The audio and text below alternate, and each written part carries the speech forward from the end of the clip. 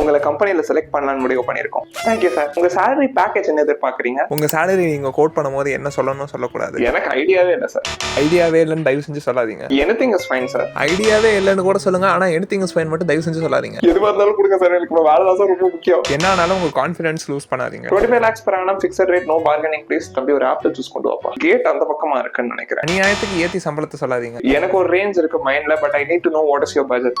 எப்பவுமே அவங்கள ஃபர்ஸ்ட் ஒரு நம்பர் சொல்லுவீங்க. நான் ஏற்கனவே ஒரு MNC கம்பெனில 2 years எக்ஸ்பீரியன்ஸ் இந்த ஜாப்ல இருந்ததுனால சொல்றேன். 6.5 LPA would be a reasonable choice. Salary சொல்றதுக்கு முன்னாடி உங்க எக்ஸ்பீரியன்ஸையும் சேர்த்து சொல்லலாம். Anywhere between 45,000 to 50,000 sir. ஒரு குறிப்பிட்ட நம்பர் சொல்றதுக்கு பதிலா ஒரு ரேஞ்ச் சொன்னீங்கன்னா யூஸ்ஃபுல்லா இருக்கும்.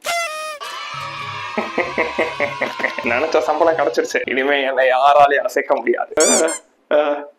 இதோட நடுத்தருவில வந்து நின்றுகிட்டு இருக்கேன். நீங்க ஆசைப்பட்ட சேலரி உங்களுக்கு கிடைச்சா மட்டும் பத்தாது, அதை நீங்க ஒழுங்கா ஃபைனான்ஸ் மேனேஜ் பண்ணவும் கத்துக்கணும். நீங்க சம்பாதிக்கிற பணத்தை ஒழுங்கா முதலீடு செய்யணும்னு ஆசைப்பட்டீங்கன்னா இன்வெஸ்ட்மெண்ட் கீழே கமெண்ட் பண்ணுங்க, நாங்களே உங்களுக்கு டைரக்டா DM பண்றோம்.